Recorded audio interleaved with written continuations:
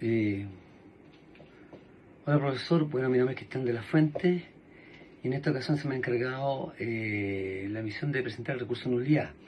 El recurso de nulidad es un medio de impugnación extraordinario que busca invalidar el juicio oral y las sentencias definitivas, o solo la sentencia definitiva, cuando su dictación se ha cometido con error de derecho o vulneración de garantías fundamentales que afecten la validez del procedimiento o del fallo. Su finalidad entonces es asegurar el respeto del debido proceso y la correcta aplicación del derecho. Entonces, como características principales podríamos decir que es un recurso extraordinario, ya que solo procede por causas expresamente señaladas por la ley, opera por vía de invalidación, no revisa hechos, a eso me queremos decir, salvo casos excepcionales, sino revisa errores jurídicos. El plazo es breve para su presentación, 15 días de la notificación de la resolución que se pretende invalidar, es formalista, ya que requiere cumplir requisitos estrictos de admisibilidad. Esto también hace referencia al plazo y la naturaleza de la resolución impugnada y en algunos casos debe prepararse, eso lo trataremos más adelante. Es de efecto devolutivo, lo conoces en un tribunal superior, ¿cierto? Y suspende automáticamente la ejecución de la sentencia, en ese caso, salvo reglas especiales, por ejemplo, sentencia definitiva condenatoria, ¿cierto? ¿Cuándo no debe prepararse? Que es la regla de excepción. Cuando se trate de algunas de las causales específicas de nulidad absoluta del artículo 374, que luego pasaré a determinar en forma específica. Cuando el vicio o defecto haya sido haya realizado en el pronunciamiento mismo de la sentencia, que se trata de anular. Por ejemplo, por casos como ultrapetita, vicios de forma o cosas juzgadas. Y también cuando el vicio o defecto que se haya llegado a conocimiento después de pronunciado la sentencia, aun cuando no se haya producido en el pronunciamiento de esta misma. Ahora, ¿cuáles son los objetos del recurso? ¿Cierto? Primero, dos aspectos. Invalidar el juicio oral completo o algunas de sus actuaciones esenciales. Y dos, invalidar la sentencia definitiva cuando se funda como en infracción de garantías o normas jurídicas decisivas para su resolución, para asegurar el respeto de las garantías y derechos fundamentales tanto del procedimiento como de la dictación de la sentencia de juicio oral. Y dos, velar por la correcta y uniforme aplicación de la ley en las sentencias a pronunciarse en la resolución de conflicto dentro del juicio oral. También sancionar expresamente con la nulidad los procedimientos o una parte de ellos o la sentencia que se hubieran pronunciado en el juicio oral en caso de haberse verificado alguna de los vicios expresamente contemplados al efecto por parte del legislador, en las cuales con las cuales ocurren prejuicios, ¿cierto?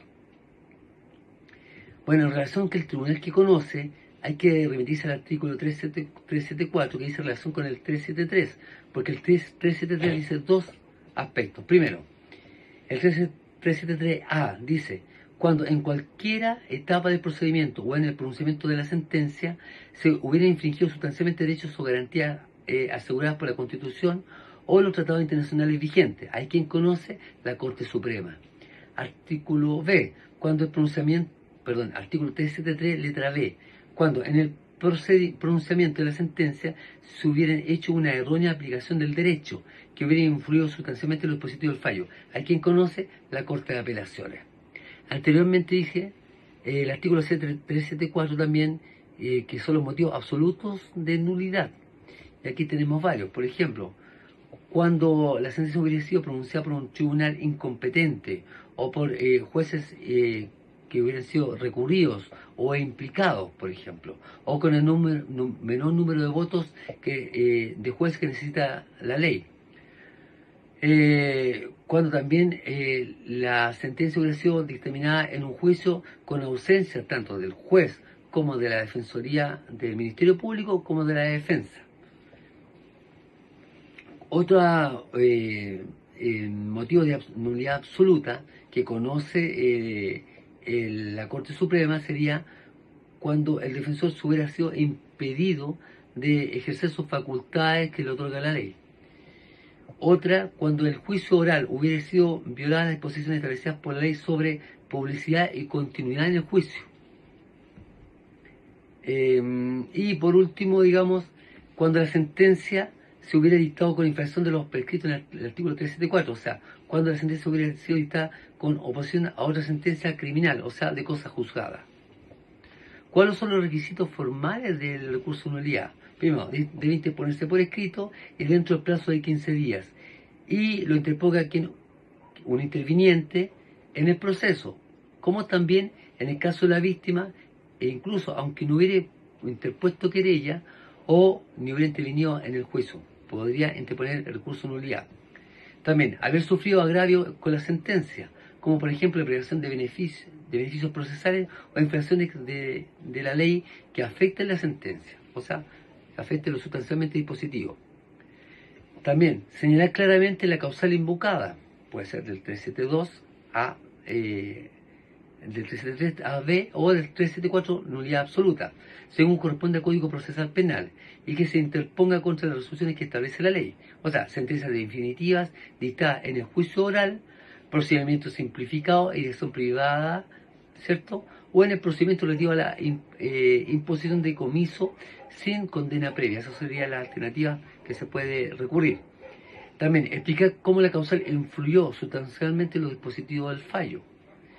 Otro, que contenga peticiones concretas, es decir, que se declare nulo el procedimiento y la sentencia o la sentencia definitiva que se quiere impugnar. Ser presentado ante el mismo tribunal que se dictaminó la sentencia, para efectos de su elevación ante el Tribunal Superior. Plazo para interponer el recurso, como ya lo dije anteriormente, 15 días desde la notificación de la sentencia definitiva. Causales del artículo 373, ya lo acabo de mencionar, en relación a quién puede, cuál es el tribunal que conoce de dichos recursos.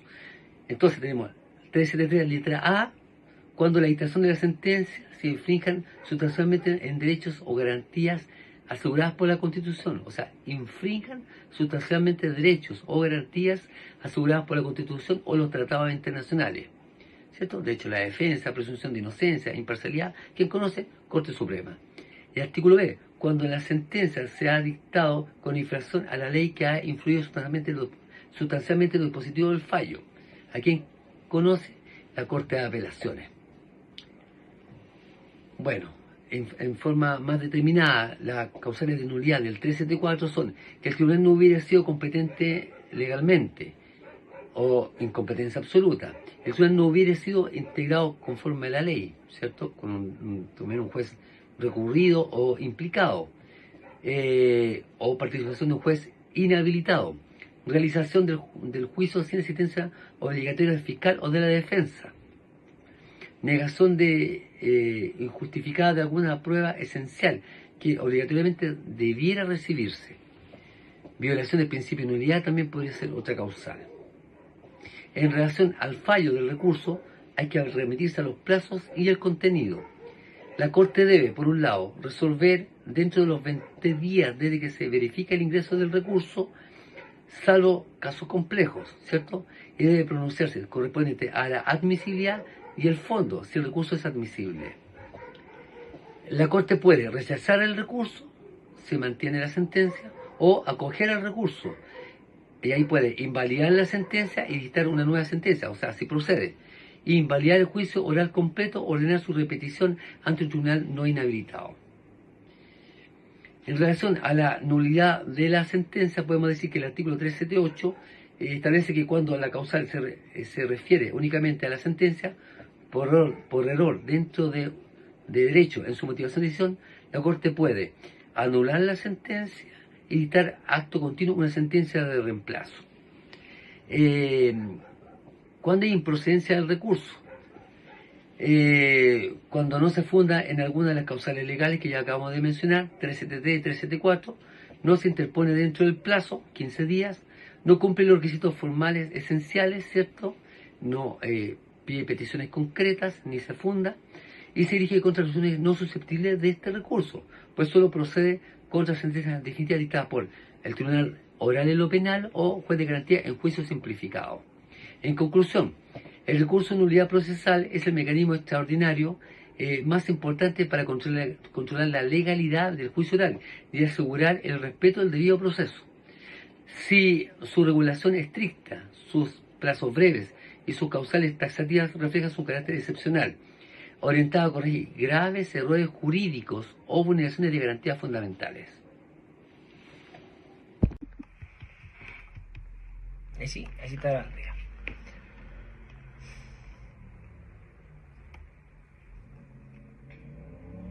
Hoy vamos a hablar de uno de los mecanismos de protección más importantes respecto a los derechos fundamentales en Chile. Me refiero específicamente al recurso de amparo constitucional. Este recurso es clave porque asegura la libertad personal y la seguridad individual frente a cualquier tipo de acto arbitrario o ilegal que pueda sufrir una persona. En palabras más simples, es la herramienta que tiene cualquier persona para defenderse cuando su libertad se ve amenazada. Es por lo mismo que dentro de esta cápsula vamos a poder ver bien su fundamento legal y dónde ésta se encuentra consagrada.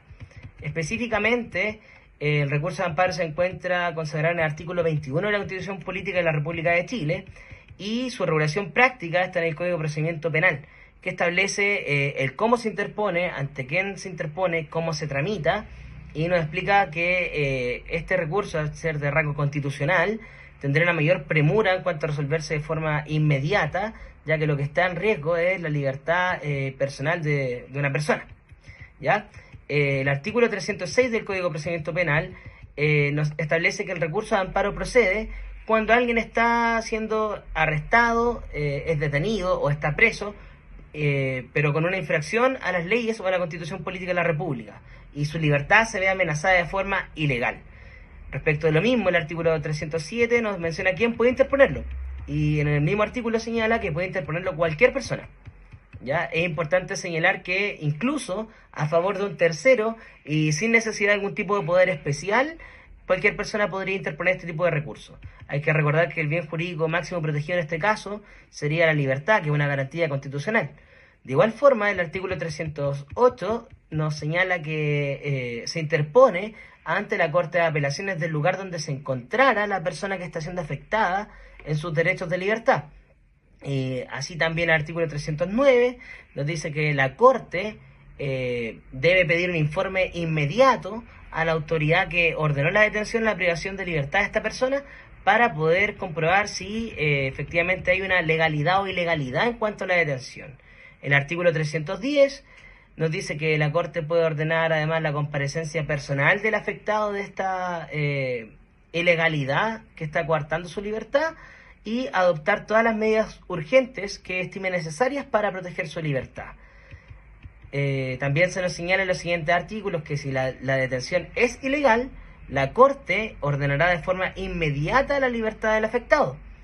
En caso de que la detención sea legal, pero existieran algún tipo de abusos o irregularidades que atenten contra las garantías constitucionales de esta persona, la Corte podrá dictar las medidas necesarias para corregirlas. ¿Ya?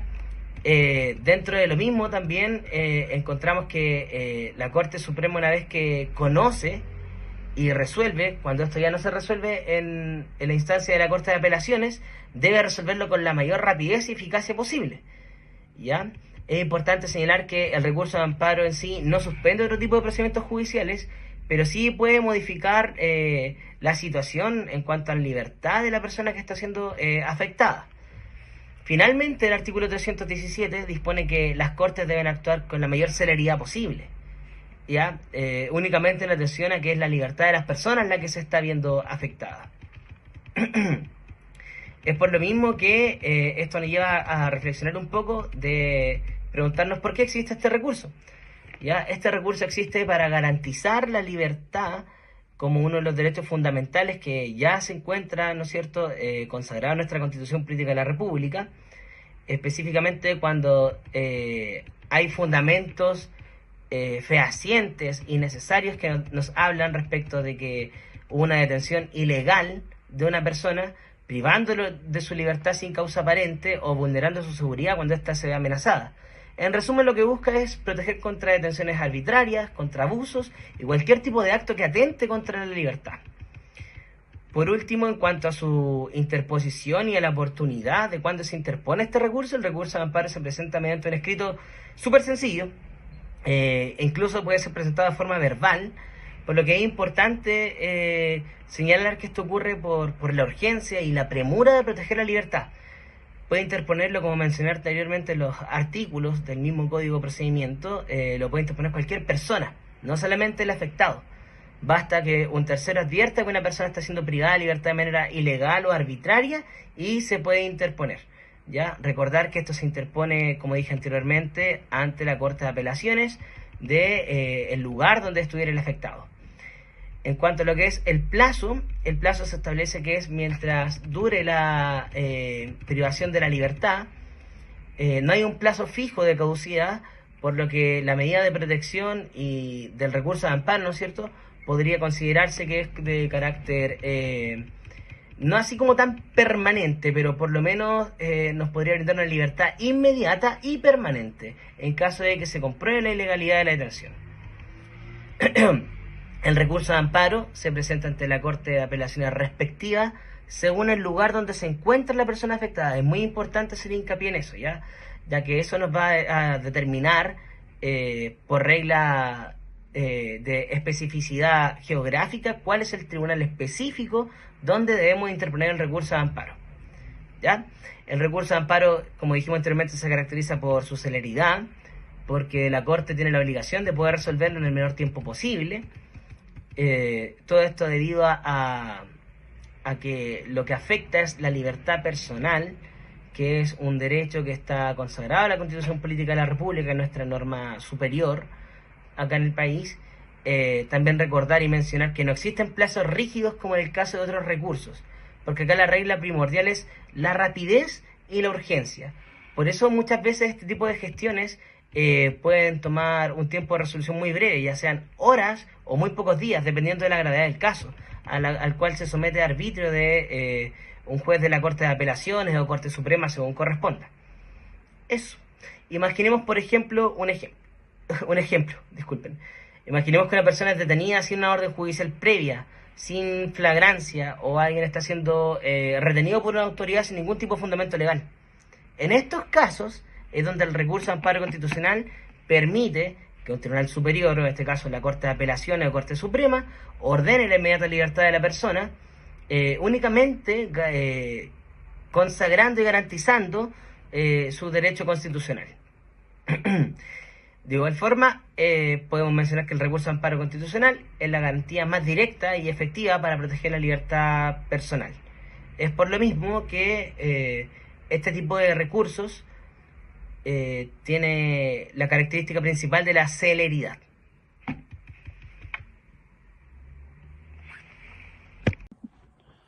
Buenos días, profesor.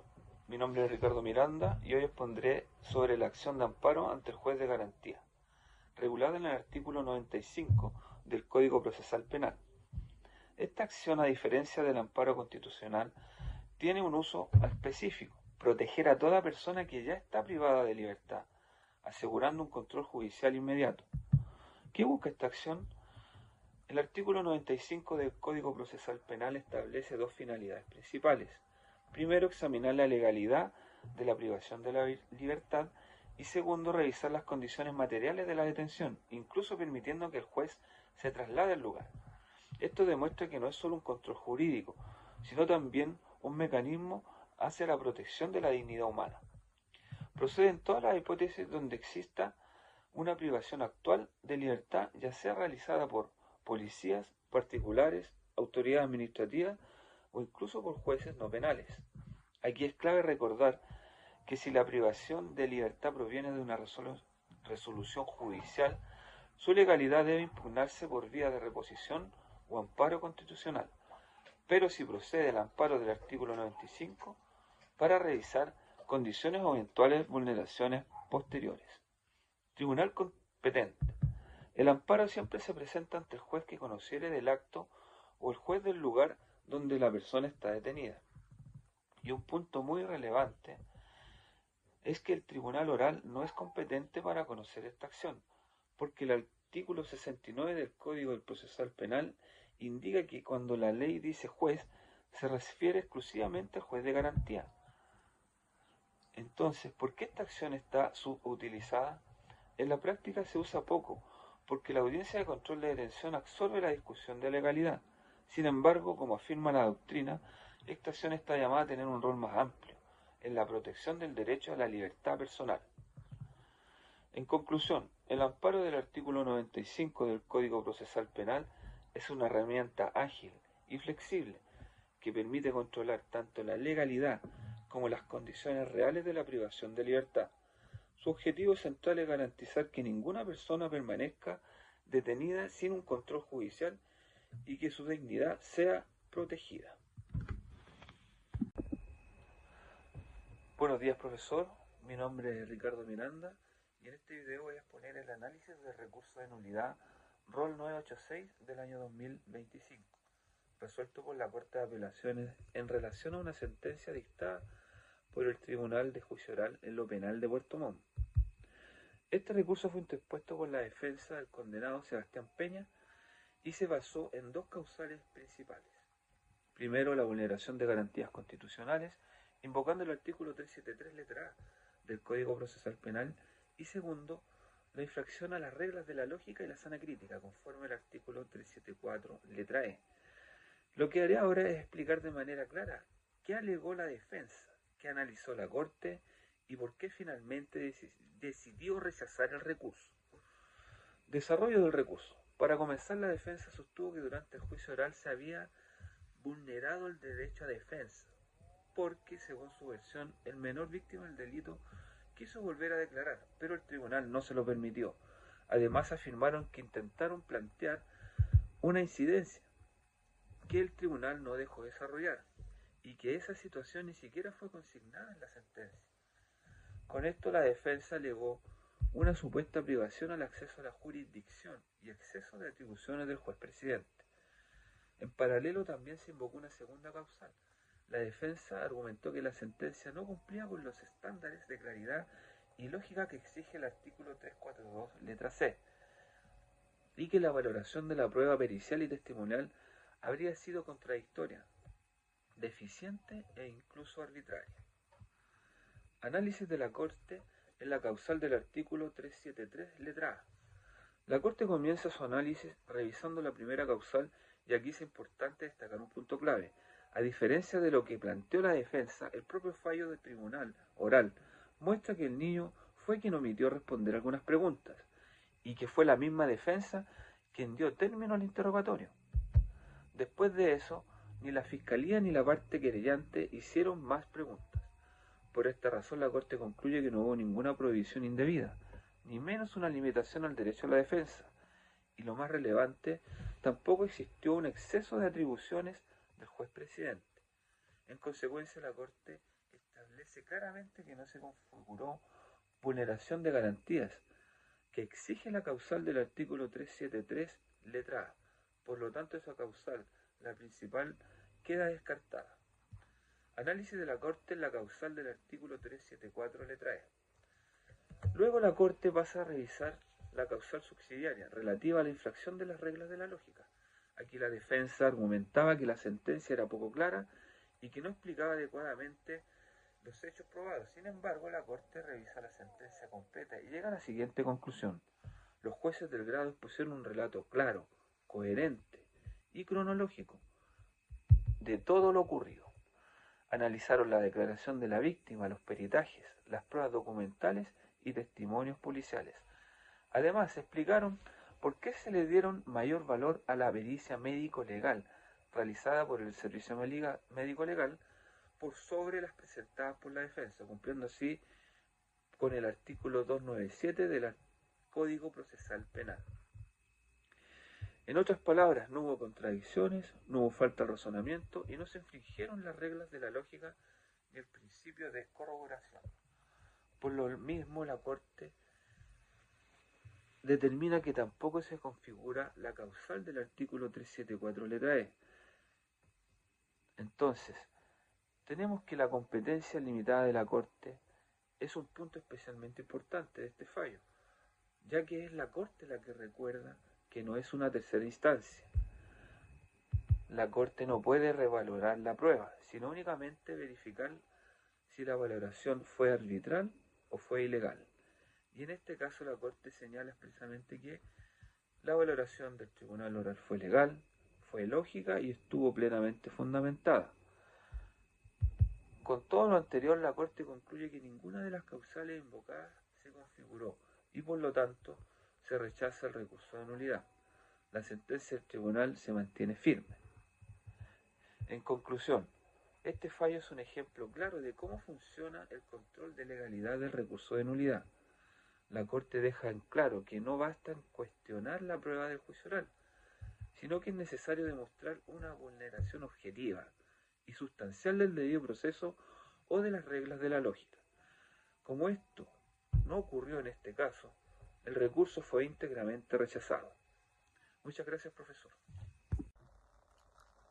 En el presente video analizaremos el recurso de amparo presentado ante la segunda sala de la Corte Suprema en la causa ROL 29.865 del año 2024, para ser más preciso, en el 13 de agosto del mismo año, en que la Corte Suprema acoge el recurso de amparo y anula la prisión preventiva decretada sin la debida fundamentación.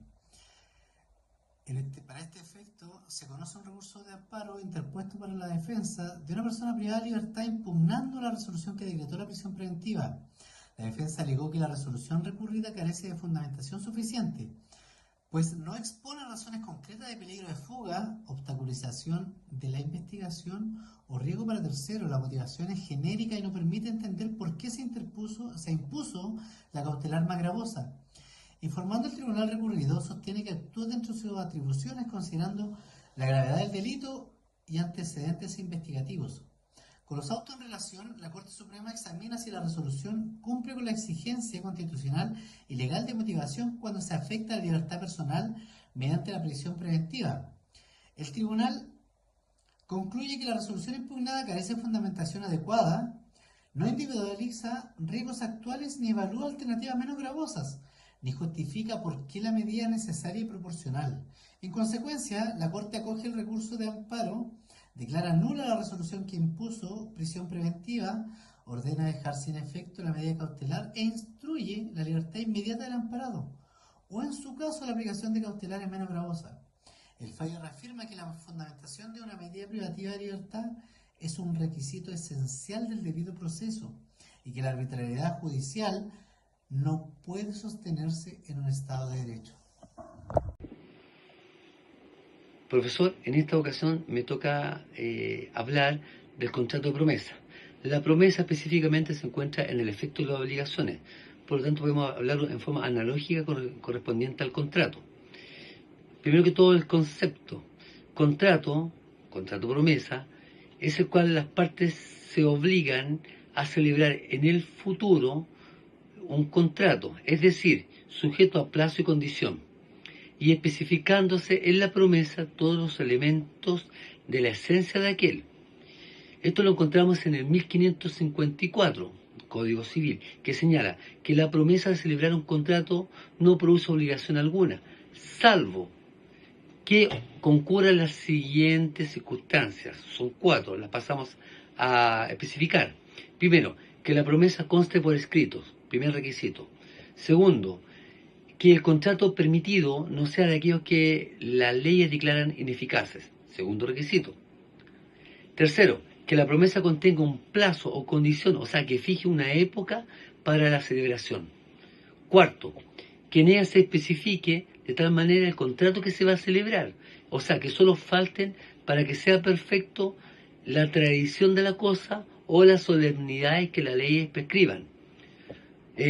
Concurriendo estas circunstancias, habrá lugar a lo prevenido en este artículo, o sea, que el contrato de promesa cumpla sus efectos. Características de la promesa. Bueno, es un contrato, a pesar de su ubicación en el texto, como hablamos recién, que está constituido en el efecto de las obligaciones, es un contrato autónomo en todo su sentido. Es un contrato solemne. ¿Por qué? Porque debe constar por escrito.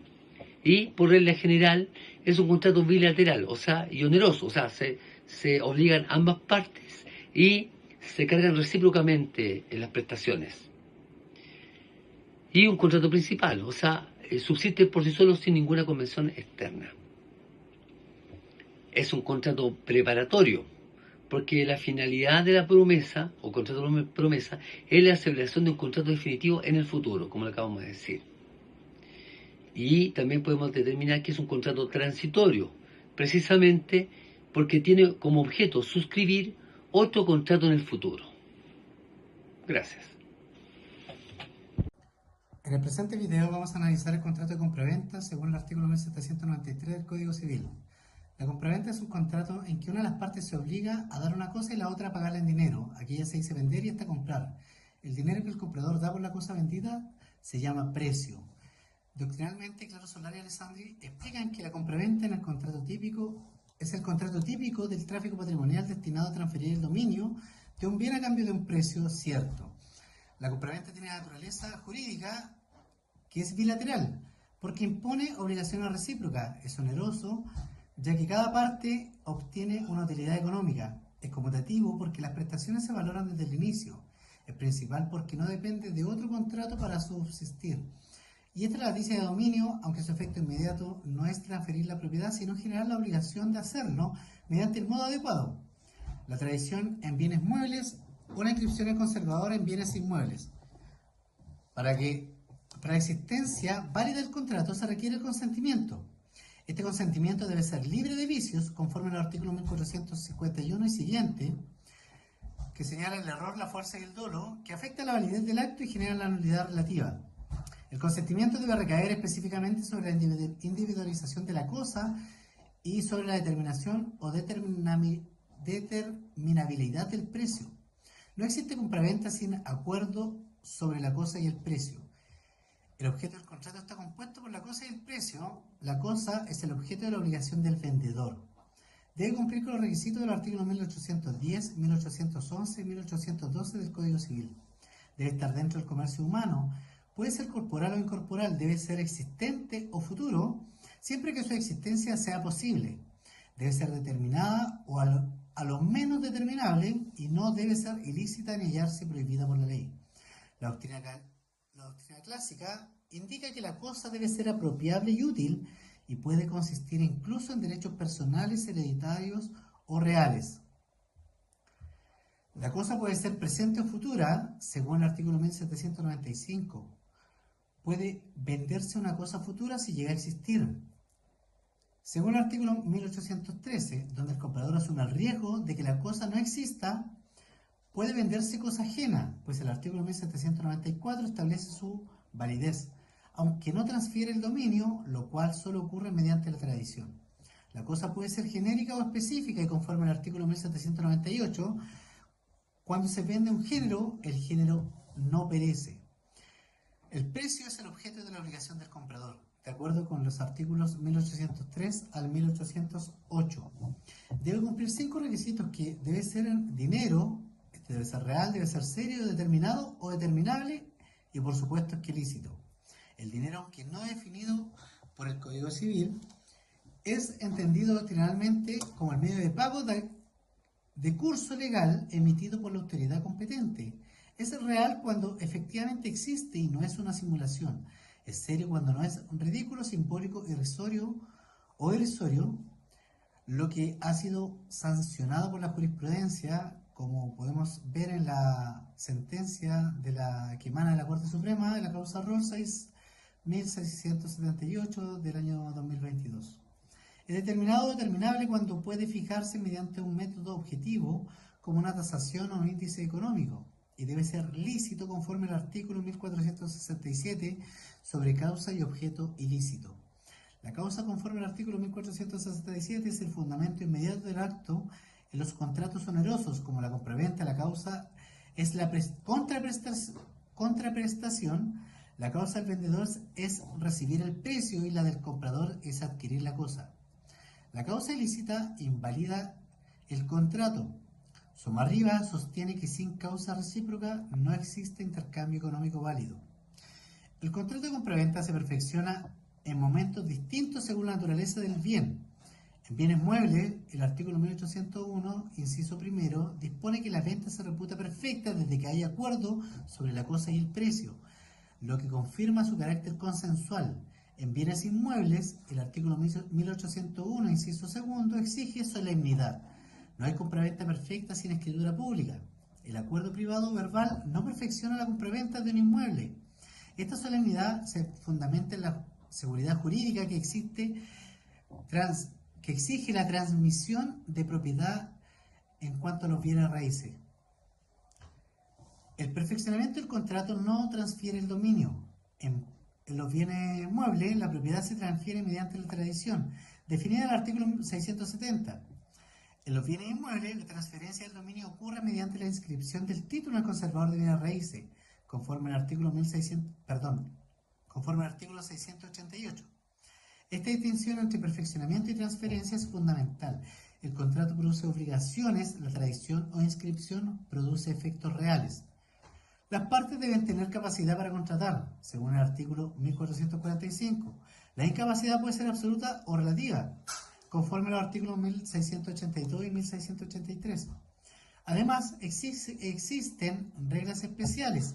La venta de bienes familiares requiere consentimiento del cónyuge. El artículo 141 lo señala. La venta de bienes sociales requiere la administración del marido o reglas del régimen matrimonial. Artículo 1749. Y los representantes deben actuar dentro del marco de sus poderes, conforme a las reglas de mando y representación legal. El vendedor tiene tres grandes obligaciones: entregar la cosa, transferir el dominio y sanear al comprador. La obligación de entrega, regulada en los artículos 1841, las partes deben tener capacidad para contratar, según el artículo 1445. La incapacidad puede ser absoluta o relativa, conforme a los artículos 1682 y 1683. Además, existen reglas especiales, como la venta de bienes familiares, que requiere consentimiento del cónyuge, según el artículo 141. La venta de bienes sociales requiere la administración del marido o reglas del régimen matrimonial, según el artículo 1749, y los representantes deben actuar dentro del marco de sus poderes, conforme a la regla del mandato y la representación legal. El vendedor tiene tres grandes obligaciones: entregar la cosa, transferir el dominio y sanear al comprador.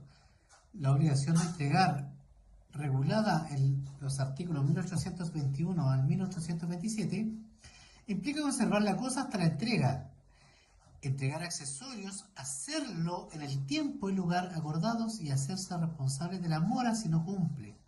La obligación de transferir el dominio se cumple a través del modo de adquirir correspondiente a la tradición material en bienes muebles e inscripción en bienes inmuebles. Esta obligación no se agota en la entrega física, sino en la entrega jurídica válida.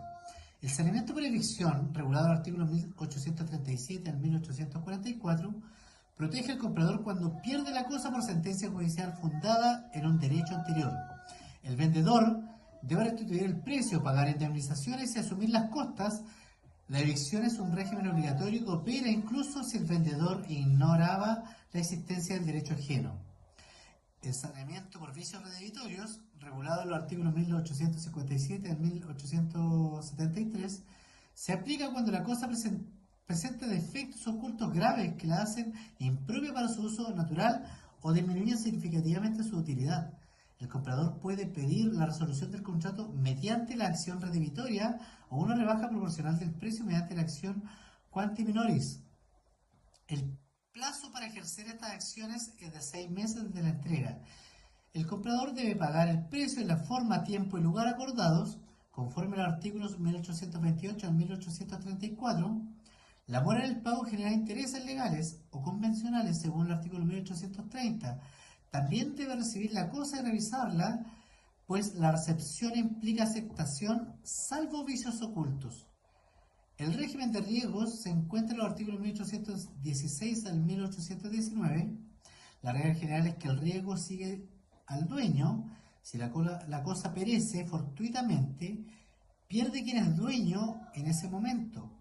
En la compraventa perfecta, incluso antes de la entrega, el comprador soporta el riesgo, salvo que salvo que la pérdida sea imputable al vendedor. En el caso de las arras, son un pacto accesorio que pueden cumplir tres funciones: las confirmatorias, penales o penitenciales. Las arras confirmatorias son un anticipo del precio y prueban la existencia del contrato. Las arras penales cumplen la función de cláusula penal del artículo 1535. Las arras penitenciales, reguladas en el artículo 1554, número 3, permiten a las partes desistirse del contrato pagando una sanción. Quien dio las arras las pierde y quien las recibió debe devolverlas dobladas. La lesión enorme, regulada en los artículos 1888 y siguientes, procede únicamente en compraventa de bienes raíces. Existe lesión enorme cuando el precio pagado es inferior a la mitad del justo precio o cuando el vendedor recibió menos de la mitad del valor real. La parte lesionada puede pedir la rescisión del contrato o exigir que se complete el precio justo. La Corte Suprema ha aplicado este régimen especialmente en ventas inmobiliarias realizadas por personas vulnerables. Es importante mencionar que existen diferentes modalidades, especialidades de la compraventa, que como por ejemplo la venta de cosas ajenas, la venta de cosas futuras, las ventas de cosas que van a existir en el futuro, reguladas todas en el Código Civil. Cada modalidad posee efectos particulares sobre el perfeccionamiento y el riesgo.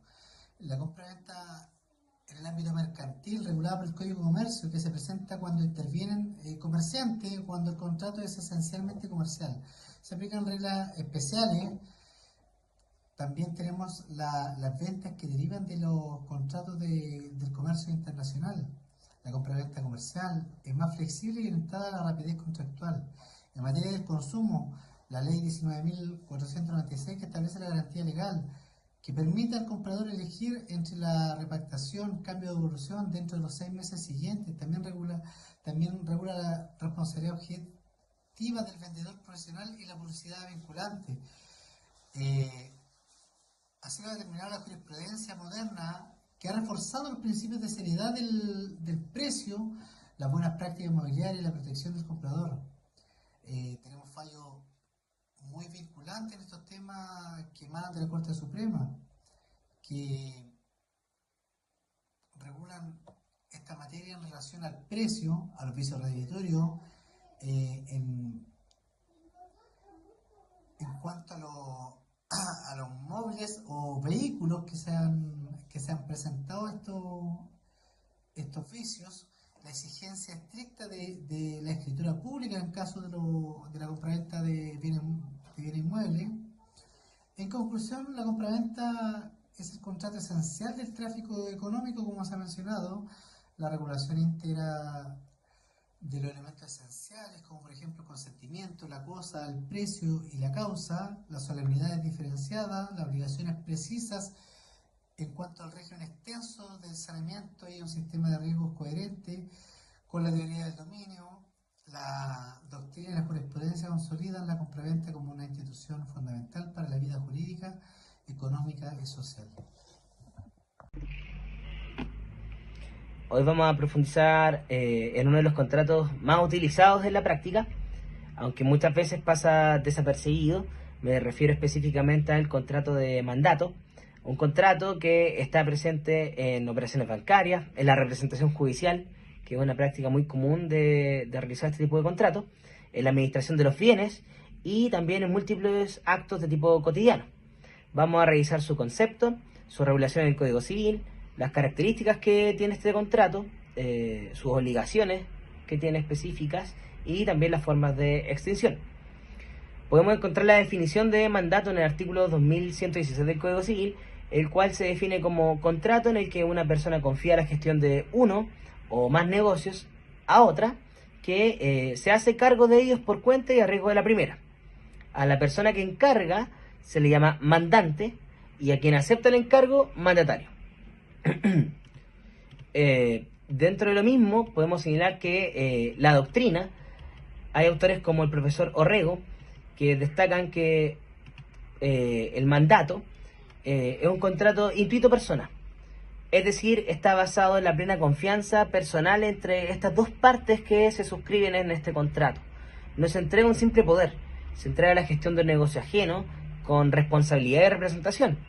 En cuanto a su naturaleza jurídica, podemos decir que el mandato tiene muchas características esenciales.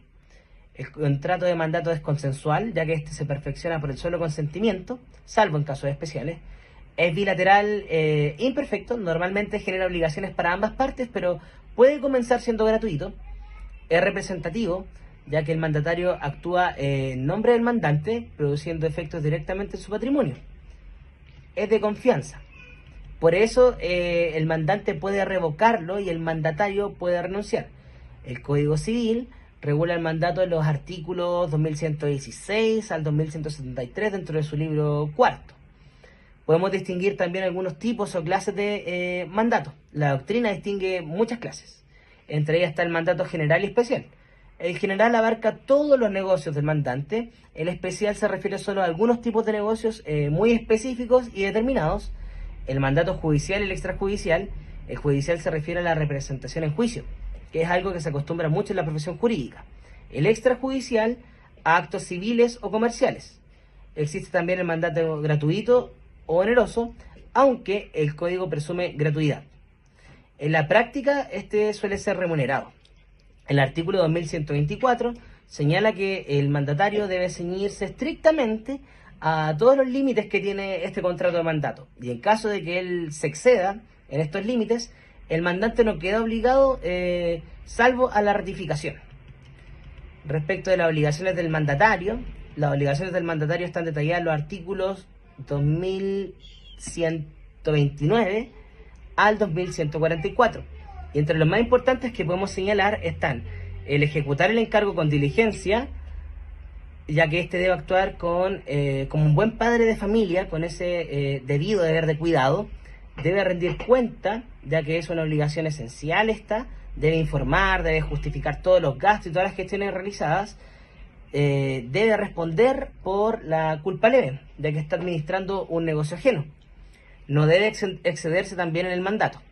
Si lo hace, él responde personalmente. Debe transferir lo recibido o todo lo que venga en virtud del mandato que pertenece al mandante. La doctrina subraya que el mandatario no solo ejecuta actos, sino que además administra los intereses ajenos de esta persona, y esto a su vez le exige lealtad y transparencia. Son obligaciones del mandante, en cambio, las que están reguladas en los artículos 2145 a 2153. Entre esas obligaciones encontramos el pagar los gastos razonables del mandatario, indemnizar los perjuicios que pueda sufrir en la ejecución del mandato, pagar la remuneración pactada si el mandato es oneroso, recibir la gestión realizada, salvo que sea contrario al derecho.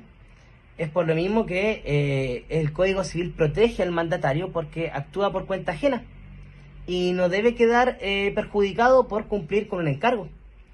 En cuanto a la delegación del mandato, el Código permite que el mandatario delegue el mandato a un tercero, pero solo si el mandante lo autoriza o si las circunstancias lo hicieran estrictamente necesario.